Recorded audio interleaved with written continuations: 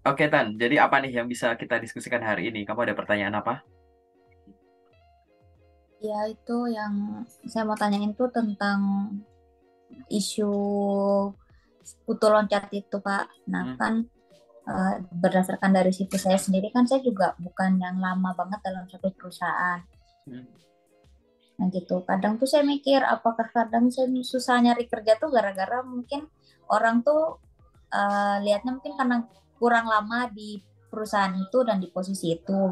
Sedangkan sekarang kalau orang mencari kerja itu jarang banget dapat yang requirement-nya uh, fresh graduate atau yang tidak berpengalaman di same position gitu kan, rata-rata nyari paling nggak setahun sampai 2 tahun di posisi yang sama gitu Pak. oke. Jadi aku jelasin dulu ya bahwa sebenarnya isu ini yang kamu sebut itu kutu loncat itu sebenarnya itu isu yang udah dari tahun-tahun dulu juga udah ada gitu.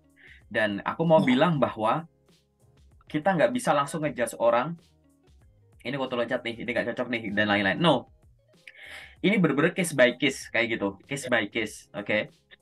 Nah, dulu waktu awal-awal mulai itu muncul gitu, bahkan waktu aku kayak masih kuliah juga, aku tuh riset ini sebenarnya kok disebut kayak gini gimana gitu. Perbandingannya dengan pola sekarang gimana gitu.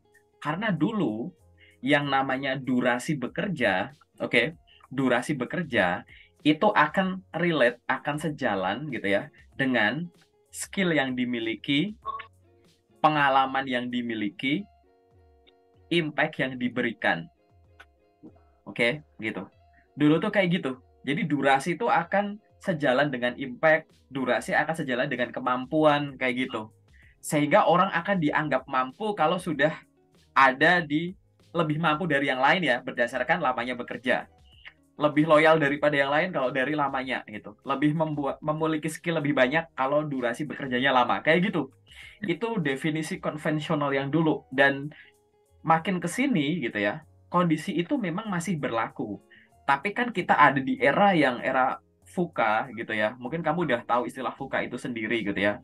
Volatility, uncertainty, complexity, A-nya tuh ambiguity gitu. Bahasa simpelnya era yang gak jelas kayak gitu. Sehingga gitu, model-model pekerjaan, tipe-tipe belajar dan lain-lain ada case-case ya yang ibaratnya tuh pekerjaan yang dulu nggak ada sekarang jadi ada gara-gara ada perkembangan era ini. Nah, tuntutan yang ada di dalamnya tidak hanya tuntutan skill ya, tidak hanya tuntutan impact, tapi apa ya tuntutan dari sisi durasi itu juga gitu. Mau nggak mau durasi jadi ikut. Kenapa? Akhirnya ada sistem kerja yang mulai banyak ya freelance jadi lebih disukai gitu gitu, atau part time lebih disukai gitu karena banyak freelance dan part time gajinya melebihi full time kayak gitu, bisa freelance di sana sambil di sana di sana di sana, bisa kerja dari remote dan lain-lain. Nah, karena hal-hal semacam inilah, oke, sehingga gitu kalimat tadi bahwa durasi pendek berarti langsung dianggap sebagai kutu loncat gitu ya. Dulu, itu aja itu dulu nggak bener 100% gitu. Kita nggak bisa tempatin langsung kayak gitu. Apalagi di era sekarang lagi, tambah nggak relevan. Gimana kalau dia bekerja dalam durasi pendek, tapi ternyata memang based on project gitu. Project base gitu kan. Gimana kalau dia kerjanya pendek, misalkan aku fresh graduate baru lulus, kerjaanku jadi SPG seminggu. Masa itu nggak aku masukin cuma seminggu? Hanya karena kita menggunakan sudut pandang yang dulu bahwa di bawah 1 tahun ngapain dimasukin. Nah, pertanyaanku, cuma 1 minggu ngapain dikerjain? Paham nggak? Gitu. Jadi orang zaman dulu itu akan melihat, aku nggak mau zaman dulu banget ya, aku nggak, mungkin itu benar untuk banyak hal, tapi sekarang tuh orang lebih menunjukkan di CV-nya bahwa Bapak atau Ibu, periode kerja saya itu pendek karena memang kontrak kerjanya semacam ini. Oke? Bahkan kalau pahitnya nih gitu, pendek itu gara-gara kena PHK gitu, itu juga nggak apa-apa loh. Terkadang kita sampaikan bahwa saya direkrut baru probation, tapi karena industri semacam ini, akhirnya diambil keputusan pengurangan gitu, ya kan? Ada yang di kontrak nggak diperpanjang, yang probation nggak dilanjut, dan itu semua nggak hanya berlaku ke saya. Gimana kalau perusahaan yang bankrupt gitu, ya kan? Hal-hal semacam ini. Sehingga ya yang bisa kamu lakukan sebenarnya adalah Dulu orang mulai memamerkan dari sisi, nih loh, saya tuh bisa bekerja sekian lama di sini gitu. Nah, sekarang orang tuh lebih gimana caranya, nanti sambil jalan kamu bayangin ya, kamu tuh seolah-olah bilang bahwa memang durasi bekerja saya di sana tuh periodenya pendek. Tapi dengan durasi yang singkat ini, saya sudah memberikan kontribusi sebanyak ini, saya sudah berprestasi sebanyak ini, dan saya akhirnya punya skill sebanyak ini gitu. Ini artinya memutus tuh ya sudut pandang normal, reguler, bahwa durasi panjang, skillku banyak, kontribusiku banyak. Di sini tuh orang-orang tuh CV-nya berlomba-lomba semacam itu. Memang durasi saya pendek, tapi tanggung jawab saya besar. Orang yang pernah menghandle sebesar ini biasanya adalah orang yang pernah di atas 3 tahun di sini, Bu, atau Pak, yang pernah sampai titik ini. Saya bisa menjual produk sekian banyak, biasanya rata-rata tuh ini senior. Tapi saya fresh grade gitu. Banyak hal yang kayak gitu. Oke? Jadi yang kamu tonjolkan itu di CV adalah bukan masalah durasinya lagi. Tapi banyak informasi yang gara-gara informasi itu, durasi itu jadi nggak terlalu dilihat. Apa? Satu, jelas ya kontribusi atau impact yang kamu berikan. Oke, ini bentuknya nanti adalah terkait dengan tanggung jawab yang kamu handle dan pencapaian tentunya gitu. Yang selanjutnya adalah terkait dengan setelah kamu bekerja di sana, setelah kamu punya pengalaman itu, sekarang kamu bisa apa? Which is itu adalah skill. Lebih fokus ke technical skill-nya. Oke, technical skill di sini ada 3 skill utama. Satu, kemampuan bahasa yang meningkat. Ada nggak bahasa asing tertentu? Yang kedua adalah tools-nya atau alatnya. Tools apa yang akhirnya kamu bisa, dulu nggak bisa. Tools ini bisa hubungannya hardware atau software. Kayak gitu. Oke. Hardware atau software ini nggak cuma sekedar nama hardware atau nama softwarenya, tapi kegiatan apa dengan software itu. Oke, kalau level mohon maaf, kamu baru lulusan SMP atau lulusan SMA, kamu akan nulis di skill Microsoft Office, kayak gitu. Tapi kalau kamu level lebih tinggi lagi, udah ada pengalaman kerja, kamu nggak cuma nulis Microsoft Office. Mungkin itu ada dalam kurung atau dibikin bullet point yang lain gitu. Ngapain dengan Microsoft Office? Pembuatan laporan ini, perekapan ini, dan lain-lain. Kalau kamu baru lulus, mungkin kamu nulisnya cuma Adobe Photoshop, Adobe Premiere. Tapi levelnya di sini lebih tinggi gitu. Kamu bisa nulis foto editing, video editing, content creation, pembuatan apa-apa, dan lain-lain kayak gitu. Jadi itu yang merupakan nilai jualmu. Nah, sampai titik ini kita bisa simpulkan bahwa definisi kutu loncat itu tetap masih ada, tapi kita tidak serta-merta langsung ngejudge orang seperti itu. Ini banyak yang sepakat ya, kayak gitu. Aku nggak pakai sudut pandang HR, aku pakai sudut pandang user, gitu. Oke? Kita nggak terlalu mikirin durasinya. Kalau aku pribadi deh, aku pribadi nggak mikirin durasi. Aku lebih mikirin kamu udah bisa apa, terus abis itu kamu itu tipe orangnya gimana. Ini kan aku udah punya tim nih. Kalau aku user kan aku atasanmu, entah atasan langsung atau enggak. Nah, kira-kira kamu bisa berbaur nggak nih dengan tim yang udah ada? Dari sisi komunikasinya, interaksinya, kecepatan kerjanya, gaya kepemimpinanku, ya pola kerjanya gitu-gitu. Lebih ke arah situ. Aku yakin rekruter juga sama gitu, karena rekruter ngerekrut juga nanti diarahin ke user gitu. Sehingga nggak terlalu relevan kalau misalkan semua pengalaman kerja kita akan ngelihat hanya lewat dari durasinya. Oke? Tapi ini bukan berarti durasi panjang malah aneh ya. No ya. Oke, balik ya. Ini hanya memutus relevansi antara besarnya tanggung jawab, impact yang diberikan dalam bentuk tanggung jawab dan pencapaian, serta skill yang diperoleh, yang itu yang diputus dari durasi tadi, waktu. Jadi ini sesuatu yang terseparate gitu. Gitu. Sehingga nggak masalah karena bentuk kerjanya juga banyak. Nggak harus sebagai full timer, nggak harus sebagai pegawai kontrak gitu kan. Ini tadi yang daily worker juga ada, freelance part time, paid internship, unpaid internship, entrepreneurship. Itu pengalaman kerja semua itu. Oke. Gitu. Jadi itu ya gambarannya ya gitu. Bahasa simpelnya slow aja. Yang penting kalau kamu sudah punya pengalaman kerja, tadi kan disebut ya, kamu sudah punya pengalaman kerja walaupun durasinya nggak lama. Nanti aku cek. Ini sesi general, makanya aku nggak ngecek CV-mu ya. Aku nggak pernah ngecek CV sebelum nanti masuk sesi private-nya gitu. Yang penting pada saat kita menuliskan pengalaman kerja itu benar. Pengalaman kerja yang benar itu dituliskan dengan 5 informasi. Masing-masing pengalaman kerja. Satu, ada nama perusahaannya, nama instansinya, nama lembaganya, gitu. Oke? Kalau itu usaha sendiri terus ada entrepreneurship gitu. Yang nomor dua itu ada penanda waktunya, awal akhirnya, timestamp-nya, kapan sampai kapannya, gitu. Oke? Yang nomor tiga itu ada role-nya, tanggung jawabnya apa. Jadi kamu di sana sebagai apa, kayak gitu. Yang nomor empat adanya, nomor tiga ini jabatan ya, nomor tiga ini jabatan. Yang nomor empat adalah terkait dengan tanggung jawabnya. Ingat ya, tanggung jawab, bukan job deskripsi. Kalau aku sebagai apa ya misalkan ya penjual mie ayam, ya yang simpel aja gitu. Job deskku adalah melayani pembeli dengan membuat mie ayam sesuai pesanan. Oke, itu job deskku. Tapi kalau aku jadi penjual mie ayam, aku ngomongin tanggung jawab, which is ini kayak pamer gitu, maka aku akan bilang bahwa menjual mie ayam di gerobak keliling rata-rata 200 porsi per hari gitu. Aku kasih contoh yang lain. Kalau aku jadi guru bahasa Inggris,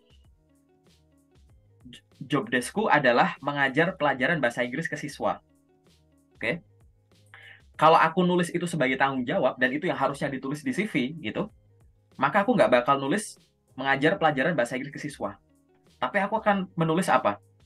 Mengajar siswa kelas 10, 11, dan 12 sejumlah 400 siswa pelajaran bahasa Inggris dengan kurikulum bla bla bla. Gitu. Kegambar gitu bentuknya gitu. Memang namanya semua guru bahasa Inggris juga pasti ngajar bahasa Inggris gitu. Karena kalau kamu nulisnya job desk, kalau kamu nulisnya job desk, ya itu guru bahasa Inggris seluruh dunia juga gitu. Benar nggak? Ya. Tapi kalau kamu ngomongin tanggung jawab, itu yang membedakan. Mungkin kamu ngajar TK, aku ngajar SMA. Mungkin kamu ngajar di sekolah negeri, aku di swasta. Mungkin aku di sekolah, kamu privat. Mungkin aku cuma 40 jam per minggu, mungkin kamu 80 jam per minggu. Nah, gitu-gitu loh. Jadi itu ya, gambaran. Yang ditulis itu adalah tanggung jawab, bukan job desk. Dan yang kelima adalah achievement atau pencapaian. Usahakan setiap pengalaman kerja itu ada pencapaiannya. Pencapaian itu nggak harus yang menang kompetisi, viral, dapat hadiah, dapat penghargaan, dapat hadiah ini itu, dapat piala, gitu-gitu. Pencapaian ini adalah selama kamu ada di sana, gitu, kontribusimu atau titik tertinggimu tuh di mana, gitu. Kalau aku jadi tukang mie ayam tadi, achievementku adalah mampu menjual gitu 3.000 mangkuk per bulan senilai sekian ratus juta misal gitu. Kalau aku jadi guru bahasa Inggris tadi, maka aku akan tulis pencapaianku adalah mampu mengirimkan 20 orang siswa selama tahun 2023 untuk lomba debat internasional misalkan. Karena aku nggak nulis menang, yang penting udah aku kirimin. Gitu misalkan gitu. Pokoknya munculin itu tadi hal-hal kayak gitu. Gitu. Itu kan pencapaian yang ibaratnya ya kalau kamu nggak appreciate ya nggak bakalan muncul seolah-olah aku ngapain sih ya di sana ya orang cuma gini doang. Ya itu kalau sudut pandangmu udah kayak gitu ya udah jatuhnya jadi itu. Paham ya? Tapi kalau kamu melihat semacam itu tadi gitu. Jadi achievement ini silahkan gambarkan dengan angka. Gitu ya. Kuncinya kan itu achievement itu. Angka itu bisa angka yang bersatuan. Sekian orang, sekian barang, sekian apa, sekian cabang, ya kan, sekian lembar, sekian pieces gitu-gitu. Atau angka yang bernilai, bernilai itu sekian rupiah, sekian dolar gitu. Aku sukanya gitu. Atau angka yang sifatnya itu adalah growth, gitu. Growth apa? Growth angka bersatuan dari berapa sampai berapa, berapa persen, gitu. Jadi growth itu bisa dua ya, kenaikan omset atau penurunan cost gitu. Jadi kenaikan hal positif atau penurunan hal negatif. efisiensi ibaratnya bahasanya. Nah, kamu sendiri tuh yang bisa mikir, ada nggak pencapaian yang akhirnya yang dulunya kayak gini jadi begini, yang tadinya nggak efektif jadi efektif gitu. Atau penurunan gitu tadi angkanya negatif, yang tadinya kayak gini sekarang jadi lebih efektif kayak gitu. Nah, ini adalah 5 informasi penting yang harus ada di CV bagusnya. Tapi memang ada beberapa hal yang kalau kamu udah mikir keras tuh pencapaian memang nggak ada gitu. Karena ya job deskku kayak gini Kak gitu. Ada memang ada pekerjaan-pekerjaan yang kayak gitu sih gitu. Memang memang rada susah kalau dipaksakan gitu kan. Sehingga 4 aja nggak apa-apa, nggak harus ada achievementnya. Nanti biar achievementnya itu tergambar di apa namanya interview kayak gitu. Interview. Paling kalau ditanya nanti di situ kayak gitu. Ada pekerjaan-pekerjaan kayak gitu ya bisa jadi bisa pekerjaan-pekerjaan administratif. Tapi administratif pun juga kamu bisa bisa nulis achievement loh gitu. Mampu membuat sekian dokumen kontrak kerja per bulan kayak gitu. Itu kan kayak ahlianmu juga achievement kayak gitu. Bahkan kayak kamu lulus cum laude itu kan achievement gitu dan lain-lain gitu. Itu adalah informasi-informasi yang Ya, harus Pak. ada di pengalaman kerja gitu. Nah, ini sebenarnya jadi baru jawab satu pertanyaanmu ya gitu. Aku arahin ke sana dulu gitu. Jadi Ya. kita simpulin lagi, kita tambahin lagi kesimpulan, kita persimpel gitu. Memang definisi dari untuk loncat ada, tapi berfokuslah pada tanggung jawab yang kamu miliki, impact yang diberikan dalam bentuk achievement apa selama di sana, dan yang ketiga, selama di sana, setelah kamu selesai, akhirnya sekarang kamu bisa apa? Nanti definisi itu akan kesingkir sendiri. Karena ibaratnya di CV-mu pun kamu tidak mengarahkan pandangan ke arah durasi, tapi ke arah itu semua. Gitu. Oke? Paham ya? Oh, panjang ya. Oke. Ada ada lagi nggak pertanyaan selanjutnya gitu? Kita diskusi aja. Eh, ada Pak. Apa tuh? Kan saya kan ini ya ada gap kerja. Saya terakhir kerja itu di 2020, di 2020. Nah, itu karena saya nikah, terus saya punya anak, dan sekarang saya melanjut kerja. Jadi gapnya kan 2 tahun ya, ya 1,5 sampai 2 tahun lah. Mhm. Apakah itu juga berpengaruh Pak saat kita cari kerja? Oke. Jadi aku jawab dulu ya di sesi general ya. Kalau berpengaruh iya, tapi yang berpengaruh itu bukan perubahan statusmu tadi, gitu. Oke. Tapi selama kamu memutuskan untuk tadi ya jadi housewife tadi, selama periode itu tuh kamu ngapain? Kan sebelumnya mungkin kamu di industri kan gitu. Sebuah di industri, maksudnya Ya, kantoran kayak gitu, terus habis itu kamu yang di rumah gitu. Terus ini mau kantoran lagi misalkan. Nah, yang jadi case-nya tuh bukan perubahan statusnya ini, yang di kantor jadi di rumah, tapi lebih kayak selama di rumah kamu ngapain. Oke. Nah, di sini gitu kamu harus melihat bahwa sudut pandang perusahaan itu kan interestnya perusahaan adalah segala sesuatu yang hubungannya sama bisnis, ya kan? Kayak gitu. Orang ngelihat kamu juga dilihatnya dari sisi bisnis ya, gitu. Sehingga di CV kamu itu kamu harus bisa bilang daripada bilang bahwa kamu itu adalah dalam periode ini kamu menjadi seorang housewife, CV kamu itu ya selain tadi bahwa tadi kamu mau bilang bahwa walaupun durasi saya nggak sepanjang itu tapi saya sudah melakukan segini banyak prestasi ya ini dan sekarang saya bisa ini kan yang pertama tadi CV-mu harus bisa bilang itu ya, yang kedua kamu juga CV kamu tuh harus bisa bilang bahwa mungkin yang sebelumnya saya kantoran dan yang selanjutnya adalah saya benar-benar di rumah gitu beda tipe kerjaannya tapi selama saya melakukan sesuatu dari rumah saya sudah melakukan ini. Jadi apa yang mungkin bisa jadi skenario? Tapi nanti detailnya di sesi detail aja ya Tan ya, kayak gitu. Jadi yang hubungannya dengan apa? Satu, pekerjaan juga gitu. Barangkali kamu di rumah, mungkin kamu bukan seorang full timer kayak gitu. Oke. Tapi kamu di situ memang dari rumah tuh ada bisnis yang kamu jalani dari rumah online. Kan kebetulan banget tuh 2020, 21, 22 juga kayak gitu kan. Jadi ya, gitu. Jadi kamu ngelakuin sesuatu dari rumah tuh apa? Mungkin ada kerjaan yang kamu lakukan dari rumah. Yang nomor dua, yang hubungannya dengan pengembangan diri.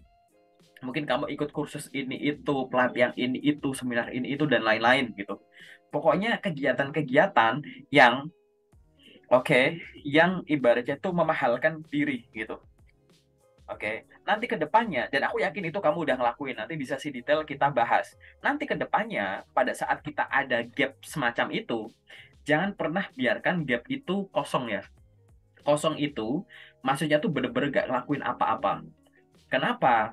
Kalau gapnya itu kosong, tanpa melakukan apa-apa, maka kamu akan dinilai dua. Ini nggak cuma di mata recruiter ya, gitu. User mungkin juga akan menilai ini. Bahwa, satu, kamu itu tidak punya inisiatif. Inisiatif itu kesadaran diri, gerakan pada diri untuk melakukan sesuatu tanpa disuruh gitu. Yang itu memang berguna buat dunia profesionalmu gitu. Yang pertama tuh nggak ada inisiatif, yang kedua tuh nggak produktif. Memulai aja enggak, gimana bisa produktif gitu kan? Gitu. Produktif itu kan inisiatif yang dikerjakan secara rutin, itu namanya produktif Iya. kayak gitu. Nah itu tadi. Nah sekarang kalau nggak ada inisiatif, nggak ada produktivitas, artinya pengetahuanmu ya boleh dong kita duga stuck. Keterampilanmu kita duga stuck juga, cuma sampai level itu. Bahkan kita juga bisa menilai bahwa akan menurun karena nggak dipakai, nggak direview, nggak dipakai, nggak dilatih. Dan juga boleh dong kita berasumsi bahwa kamu pasti dalam tanda kutip, tanpa perlu aku uji, tanpa perlu aku kasih kesempatan lolos ke tahap selanjutnya, kamu pasti kurang bagus daripada yang lain. Gitu. Boleh dong aku punya inisiatif itu. Kalau memang kondisinya bahwa kamu tuh nggak ada produktivitas, nggak ada inisiatif kayak gitu, kita boleh dong menduga itu. Karena suka nggak suka, mau nggak mau, bahkan CV yang sempurna pun, kandidat yang sesempurna apapun, dia pasti bukan kandidat tunggal. Jadi pasti akan dibandingkan. Nah, pembandingan ini pasti udah ada kayak gitu. Sehingga nanti kita harus melihat gitu ya, dari CV atau dokumen lain, informasinya itu harus mengarah ke dua hal ini berarti gitu. Oke, mulai dari yang tadi soal durasi tadi, yang kedua adalah soal ini gitu, bahwa ada sesuatu yang saya lakukan juga di rumah dan ini bukan sesuatu yang simple. Dan kamu bukan orang pertama ya yang ada di case ini. Aku zoom udah banyak orang yang memang ada di status ini. Kalau kalau ratusan sih enggak ya, case ini paling puluhan ya gitu. Bener-bener yang kayak begitu, macam-macam dengan status yang macam-macam gitu. Itu jadi karena banyak alasan gitu, dan durasinya malah lebih panjang dari kamu, dan itu ada yang lolos MT lagi gitu. Makanya kayak oh gitu bisa ya, nanti di sesi detail harusnya gimana nggak apa-apa. Yang penting tadi kamu di poin nomor 2 ini, pertanyaan nomor 2 ini, kamu harus sadari bahwa yang dilihat itu bukan perubahan statusnya tadi. Berpengaruh iya, tapi nggak akan terlalu berpengaruh asal CV-mu udah bicara bahwa selama periode ini saya ngelakuin ini dan lain-lain. Pokoknya semua itu harus ya mengerucut pada ini yang tanggung jawab yang saya handle, ini pencapaiannya, dan setelah melakukan itu sekarang saya jadi bisa ini. Gitu. Jadi lebih kayak ini tanggung jawabnya, ini pencapaiannya, dan ini yang akhirnya saya bisa setelah saya melakukan itu. Perlakukan itu untuk semua pengalaman yang kamu tulis di CV. Pendidikan juga sama gitu, ya kan? Ini tanggung jawab saya selama di sana, ini pencapaiannya saya dapat IPK sekian, dan setelah di sana saya punya skill ini. Jadi dari dua pertanyaan ini, sebenarnya kalau kita mau ngintip di CV adalah di bagian pengalaman, entah itu pengalaman kerja atau pengalaman pendidikan, dia harus connect ke section, kan di CV suka ada section pendidikan, pengalaman kerja, ada section achievement, ada section skill.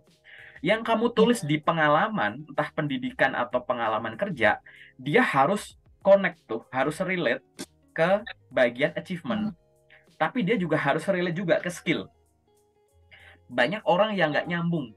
Contoh, kamu lulusan jurusan A, magang di perusahaan ini sesuai dengan jurusanmu A. Tapi di skill kamu nulisnya yang teknis cuma Word, Excel, PowerPoint, Canva gitu.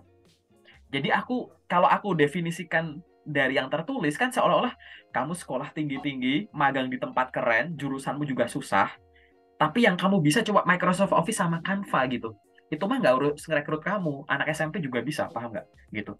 Itu karena nggak connect antara sectionnya ini. Tapi ya nggak mungkin, rekruter juga nggak bakal langsung ngejudge itu, nggak.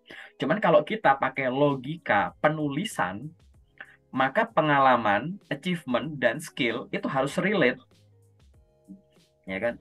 Kalau nggak nanti didefinisikannya Lah kamu sekolah tinggi-tinggi kayak gini, skillnya akhirnya cuma bisa ini, nggak usah rekrut kamu dong kalau cuma ini mah. Gitu. Mending tingkat pendidikan di bawah kamu, dikasih gaji lebih kecil mau, tanggung jawab lebih tinggi mau, semangatnya lebih tinggi dan lain-lain kayak gitu. Gitu. Ya walaupun nggak kayak gitu ya bahasa ini ya pemikirannya ya gitu. Tapi ini balik lagi ke logika penulisan gitu. Oke. Dan harus harus kamu pelototin banget ya kalau nulis kayak gitu di CV. Kenapa harus dipelototin? Karena kamu tuh akan dinilai pertama kali dari apa yang tertulis. Contoh, kamu lulusan kuliah. Kalau misalkan kita nggak kenal, terus kamu nulis pendidikan terakhir itu adalah SMA. CV-nya kirim ke aku. Aku pasti akan ngira kamu lulusan SMA dong, bener nggak? Kan aku nggak tahu kalau kamu lulusan kuliah. Nah itu logikanya kayak gitu. Jadi kalau kamu pernah melakukan sesuatu, punya tanggung jawab sesuatu, ya kan? Punya achievement sesuatu, menghasilkan skill sesuatu, ya ditulis dong, gitu. Karena tadi suka nggak suka, mau nggak mau, kamu akan dinilai dari apa yang tertulis dulu di awal, kecuali kamu walk in interview gitu ya. Atau yang kedua, suka nggak suka, mau nggak mau, kamu pasti akan dibandingkan dengan yang lain karena kamu bukan kandidat tunggal. Maka kita harus menyadari bahwa proses sales, marketing, branding itu ada jadi satu. Aku nggak tahu kamu orang sales bukan ya, aku orang sales marketing soalnya. Jadi di dalam penjualan produk itu ada proses marketing, ada proses sales, ada proses branding. Marketing Oke. itu biar orang itu merasa butuh. Itu pakai kegiatan marketing. Sales itu biar orang tuh beli. Oke, beli. Branding itu biar orang tuh betah. Marketing, sales, branding. Butuh, beli, betah. Marketing butuh kita. Kita mempromosikan diri biar orang tuh ngerasa butuh kita. Oh ya nih kita butuh orang kayak gini. Ya kan? Marketing. Sales, beli. Beli itu artinya ngerekrut. Gitu. Kita dipekerjakan di sana. Kita direkrut. Betah artinya kita di sana lama. Kalau produk apa gitu air minum ya berarti kalau ini habis aku beli produk itu lagi, brand itu lagi yang aku beli gitu. Itu betah namanya. Tapi kan kalau ini kan produknya aku, ya. Aku pengen perusahaan ngerasa butuh aku. Produknya aku. Yang jualan, penjualnya juga aku. Kayak gitu. Makanya pada saat kita menuliskan dokumen di CV, informasi di CV atau menyiapkan dokumen, kita harus pakai sudut pandang itu. Ini kalau dibaca sama pembeli perusahaan, kita bakal dibeli nggak sih? Gitu. Jadi yang ditulis itu bukan curhat, tapi setiap elemen yang ada di situ, info pribadi, pengalaman pendidikan, kerja, pelatihan, skill achievement, itu kita tulis untuk menarik tadi. Oke. Sehingga CV itu harus apa? Nomor satu, ditulis dengan jujur. Itu dasar tuh. Informasi yang ada di CV itu harus jujur. Tapi jujur aja nggak cukup. Nomor dua itu harus lengkap. Harus komplit. Gitu. Karena tadi balik lagi, gimana kita tahu kalau kamu nggak komplit. Tapi jujur sama komplit aja nggak cukup. Nomor tiga adalah relevan. Gitu. Kamu harus nulis gitu. Harus tertulis baik secara langsung atau enggak gitu ya. Bahwa yang kamu ada alasan kenapa kamu ngelamar di posisi ini yang bisa kita temukan di CV-mu tanpa nanyain kamu dulu. Kayak gitu. Itu relevan. Tapi tiga ini juga nggak cukup. Nomor empat adalah harus menarik. Gitu. Nulis CV itu bukan curhat, bukan diary. Tapi kamu sedang, ini tuh brosur jualanmu. Gitu. Ya harus ada impression di situ. Kayak gitu. Oke. Tapi itu juga nggak cukup. Karena kita butuh ngelamar kan nggak cuma sehari langsung keterima. Ada periode gitu. Gitu. Dan pada saat kita sibuk melamar kerja, kita kan nggak cuma sibuk melamar nih. Tapi kita juga ada pengembangan diri. Gitu kan. Belajar ini itu, ikut ini itu. Sehingga yang level 5 adalah CV itu harus up to date. Gitu. Jadi harus di-update. Kalau kita ada skill baru, langsung update ke CV gitu. Itu yang harus ada di CV. CV harus jujur, harus lengkap, harus relevan, harus menarik dan harus update, terupdate gitu. Harus diupdate terus gitu. Jadi informasinya up to date gitu. Nah, itu adalah hal-hal yang harus ada pada CV. Nah, dengan cara semacam ini gitu, harusnya gitu, nggak ada masalah dengan statusmu tadi. Nanti di sesi detail kita lihat satu-satu, case by case soalnya ini. Kayak gitu ya, nih ya, gitu. Oke, tapi semoga cukup jelas ya penjelasannya ya gitu. Udah. Ini bener-bener komplitnya kayak gitu sih dari basic gitu. Ada lagi nggak pertanyaan di sesi general yang kamu masih bingung? Udah cukup Pak. Yang untuk case generalnya udah cukup. Cukup? Nggak ada lagi? Serius? Serius, udah. Oh ya udah, berarti kita masuk ke sesi detailnya ya, oke? Oke.